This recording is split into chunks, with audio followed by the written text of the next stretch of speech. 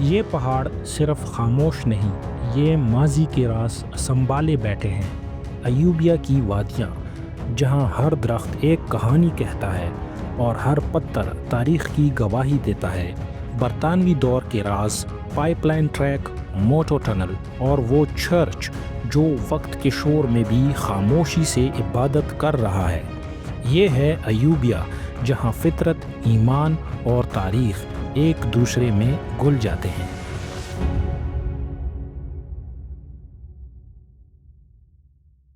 یہ ہیں ایوبیا اور ڈونگا گلی کے سرسبز و شاداب پہاڑ، جہاں فطرت اور تاریخ ایک دوسرے میں گم ہیں۔ ایوبیا نیشنل پارک ضلع ایبٹ آباد میں 1984 میں قائم ہونے والا پہلا نیشنل پارک ایک ایسی وادی میں واقع ہے جہاں وقت خود رک سا جاتا ہے۔ یہ پارک پاکستان کے دوسرے صدر ایوب خان کے نام سے منسوب ہے اور یہاں 33 اقسام کے میملز، 256 اقسام کے پرندے اور 19 اقسام کے ریپٹائلز بستے ہیں۔ انہی پہاڑوں کے دامن میں برطانوی دور کی یادگاریں آج بھی سانس لیتی ہیں۔ 1892 کے دوران تعمیر ہونے والا پائپ لائن ٹریک محض ایک پیدل راستہ نہیں، بلکہ ایک انجینئرنگ کا شاہکار ہے۔ یہ راستہ اس وقت بنایا گیا تھا جب برطانوی فوج کو مری چھاؤنی میں یونٹس کے لیے پانی کی ضرورت تھی۔ مشک پوری کے پہاڑوں سے چشموں کا پانی، بارش اور برف کے ذخیرے سب کو ملا کر 5 کلومیٹر لمبی پائپ لائن کے ذریعے مری تک پہنچایا جانا تھا۔ چٹانوں پر کنندہ نشان آج بھی ان سپاہیوں کے نام محفوظ رکھتے ہیں جنہوں نے یہ نظام بنایا۔ یہ راستہ قدرتی ڈھلوان کے ساتھ ساتھ چلتا ہے، یوں لگتا ہے جیسے آپ کسی ہموار وادی میں سفر کر رہے ہوں۔ اب سوال یہ پیدا ہوتا ہے کہ یہ پائپ لائن کدھر سے شروع ہوتی ہے؟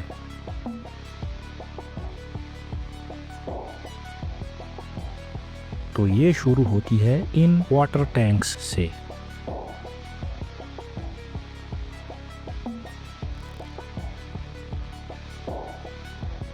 یہ واٹر ٹینکس بھی برطانوی انجینئرنگ کا شاہکار ہے۔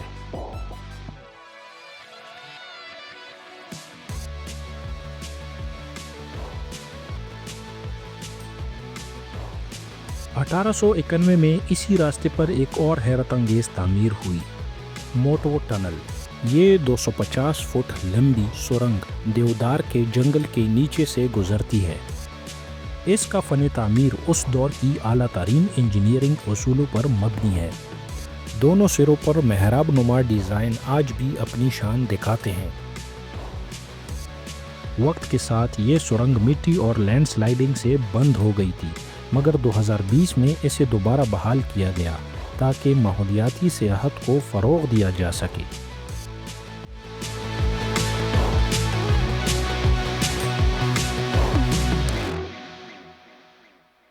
موٹو ٹنل سے 1 کلومیٹر کے فاصلے پر ایوبیا کا ایک اور تاریخی ورثہ ہے،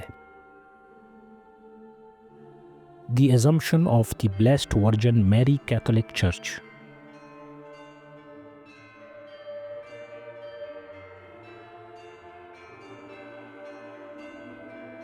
انیس سو ایک میں ریورنڈ فادر جوزف باؤگل نے اس کی بنیاد رکھی اور 1911 میں یہ چرچ مکمل ہوا۔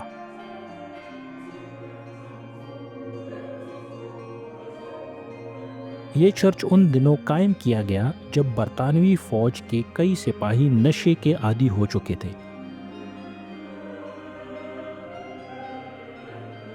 کیتھولک چرچ نے انہیں بچانے کے لیے ٹیمپرنس سینٹرز قائم کیے۔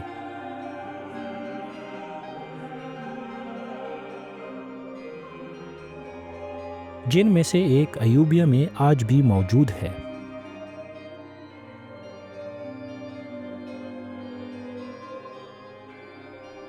چرچ کے ساتھ ایک عمارت منشیات کے عادی سپاہیوں کے علاج کے لیے اسپتال کے طور پر استعمال ہوتی تھی، اور آج وہی عمارت یوتھ سینٹر کے طور پر مذہبی پروگراموں کے لیے استعمال کی جاتی ہے۔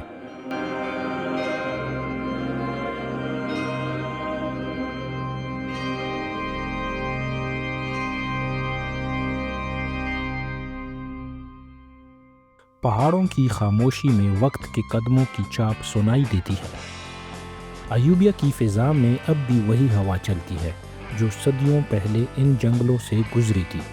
یہ راستے، یہ سرنگیں، یہ عبادت گاہیں سب ہمیں یاد دلاتی ہیں کہ تاریخ مٹی میں دفن نہیں ہوتی، یہ سانس لیتی ہے ہر پتھر، ہر درخت اور ہر دل میں۔ یہاں تک پہنچ گئے ہو تو سبسکرائب کریں۔